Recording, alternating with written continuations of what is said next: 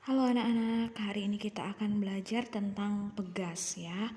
Tujuan pembelajaran kita hari ini yang pertama adalah menjelaskan karakteristik benda elastis sesuai dengan hukum Hooke. Yang kedua adalah menganalisis susunan pegas dan yang ketiga adalah menganalisis energi potensial yang timbul pada pegas. Pada daerah elastis suatu benda, besarnya pertambahan panjang sebanding dengan gaya yang bekerja pada benda itu. Nah, contohnya adalah pada gambar pegas berikut ini. Ketika pegas digantungi sebuah beban dengan berat 30 Newton, pegas akan mengalami pertambahan panjang yaitu sebanyak X 5 cm. Lalu ketika sebuah beban dengan berat yang sama ditambahkan pada pegas tersebut, berat total beban tersebut menjadi 2 kalinya yaitu 60 Newton. Sehingga pegas tersebut mengalami pertambahan panjang yaitu sebanyak 2 kali dari pertambahan panjang yang pertama tadi, yaitu menjadi 10 cm. Nah, dapat kita lihat bahwa grafik gaya terhadap pertambahan panjang membentuk suatu garis linier ya, yang menunjukkan bahwa pertambahan panjang dari pegas tersebut sebanding dengan gaya yang bekerja pada pegas tersebut. Gaya yang bekerja adalah gaya berat dari beban yang ditambahkan pada pegas tersebut.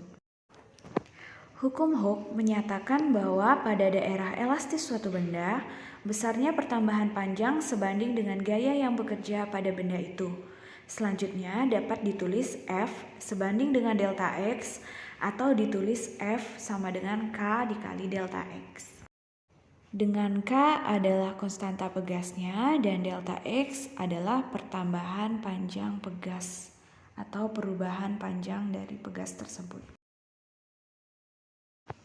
Untuk membuktikan hukum Hooke, amatilah data hasil percobaan antara besarnya gaya F dan perubahan panjang delta X. Kemudian gambarlah grafik dan buat kesimpulan dari grafik itu.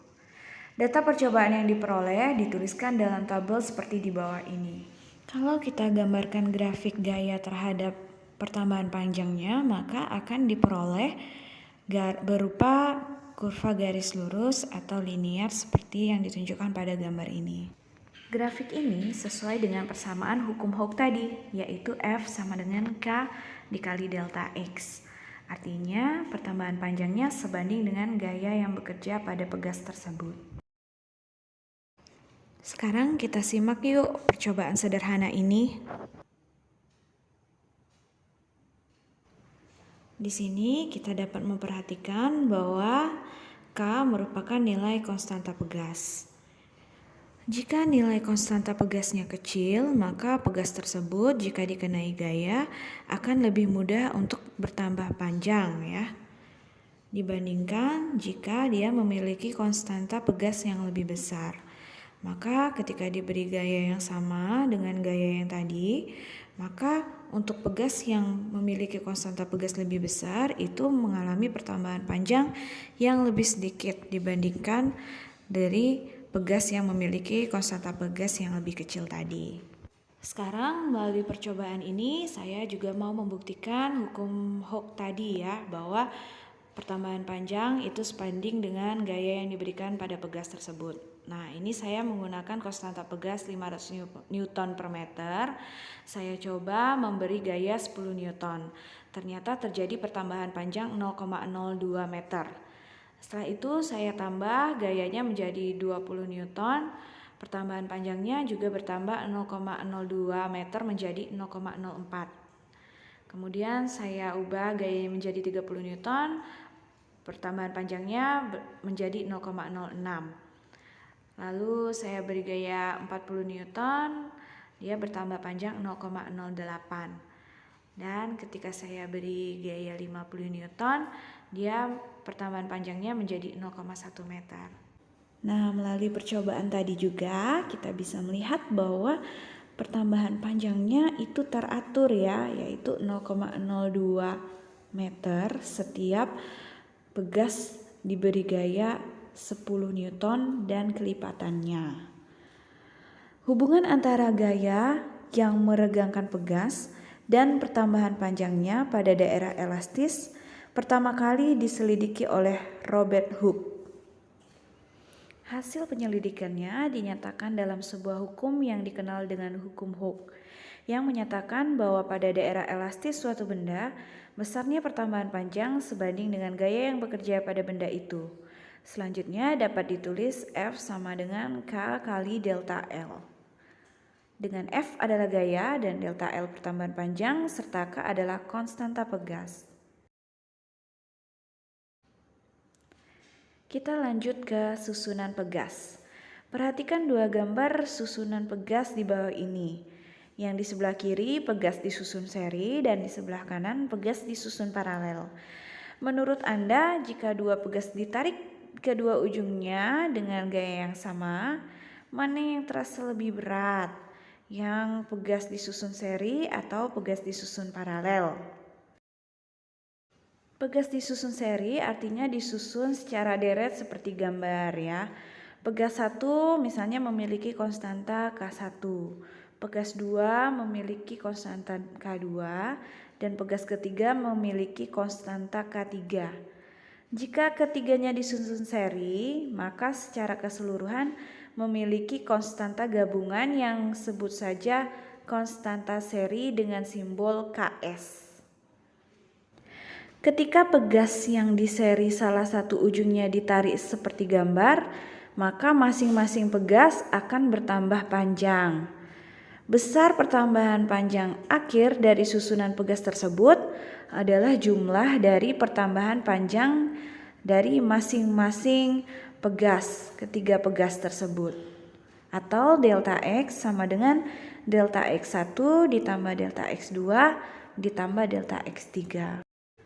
Dari persamaan hukum Hooke kita tahu bahwa F sama dengan K kali delta X, sehingga rumus delta X adalah F dibagi K. Untuk delta X1 itu F dibagi K1, delta X2 itu F dibagi K2, delta X3 itu F dibagi K3.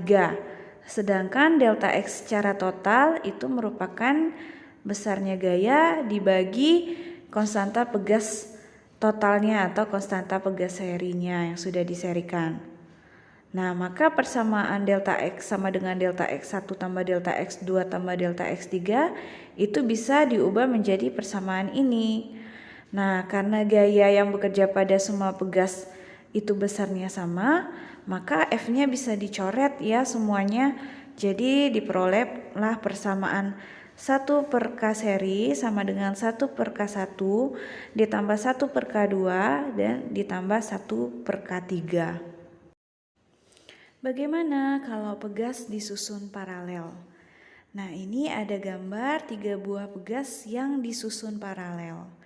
Pegas 1 memiliki konstanta K1, pegas kedua memiliki konstanta K2, dan pegas ketiga memiliki konstanta K3.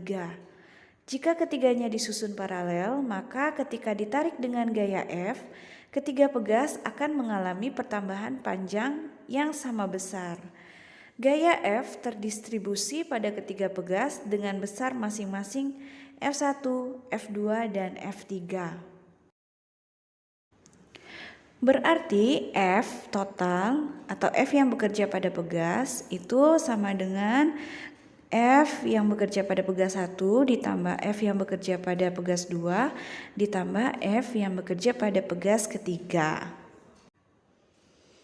Karena delta X-nya sama, maka F1 itu sama dengan K1 kali delta X, F2 itu K2 kali delta X, F3-nya K3 kali delta X.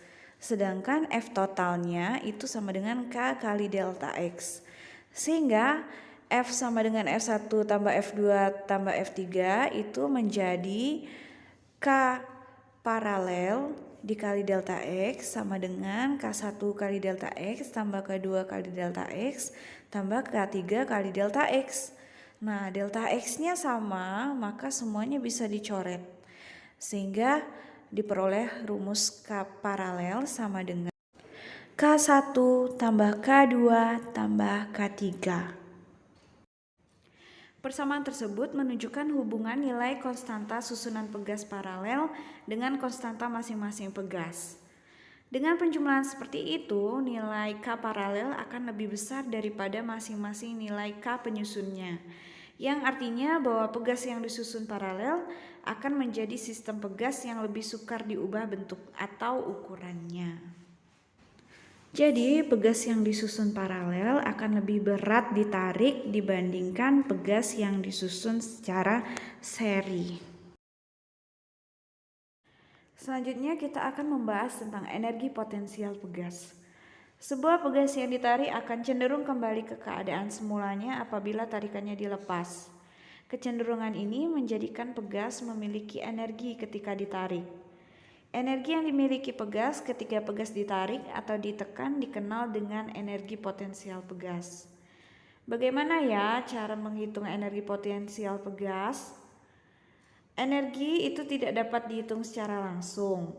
Energi dapat dihitung berdasarkan usaha yang dapat dilakukan. Sebagaimana halnya energi potensial pegas tidak dapat dihitung langsung. Menurut pengertian usaha, bahwa usaha sebanding dengan perubahan energi yang terjadi untuk melakukan usaha itu sendiri. Nah, usaha itu bisa diperoleh dengan menghitung luasan daerah di bawah grafik F terhadap delta X seperti ditunjukkan pada gambar ini. Nah, di sini gambarnya berbentuk persegi panjang ya, berarti tinggal F dikali delta X. Sedangkan pada pegas yang ditarik tadi membentuk grafik linear naik ke atas kayak gini ya, membentuk luasan segitiga. Sehingga usaha yang dilakukan gaya pada pegas besarnya sama dengan luas daerah segitiga, yaitu W sama dengan setengah kali alas kali tinggi. Alasnya adalah delta X, tingginya adalah F. Jadi W sama dengan setengah F kali delta X. F adalah gaya yang dikerjakan pada pegas. Besarnya F tadi berdasarkan hukum Hooke adalah K kali delta X. Maka persamaan W setengah F kali delta X dapat diubah menjadi W sama dengan setengah K kali delta X kali delta X lagi. Atau W sama dengan setengah K kali delta X kuadrat. Karena usaha merupakan perubahan energi potensial, maka perubahan energi potensial itu rumusnya setengah K kali delta X kuadrat. Jika energi awal dianggap 0, maka energi potensialnya itu rumusnya menjadi sama dengan setengah Kx kuadrat. Nah, tadi rumus energi potensial kan setengah Kx kuadrat.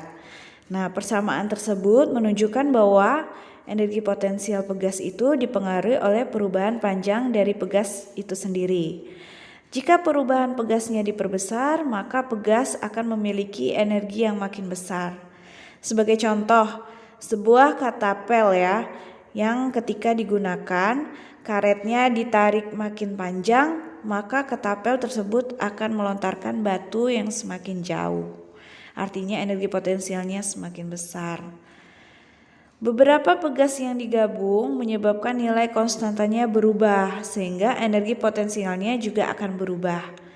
Jika beberapa pegas di seri, maka energi potensialnya akan berkurang karena nilai K-nya kecil ya. Dan jika beberapa pegas di paralel, maka energi potensialnya dapat bertambah. Karena ketika pegas disusun paralel, itu konstanta pegasnya menjadi lebih besar dibandingkan konstanta pegas yang disusun seri. Demikianlah penjelasan Ibu mengenai pegas ya. Semoga kalian dapat memahami penjelasan Ibu. Dan setelah ini silakan kalian berlatih mengerjakan soal-soal tentang pegas. Tetap semangat and keep the spirit high.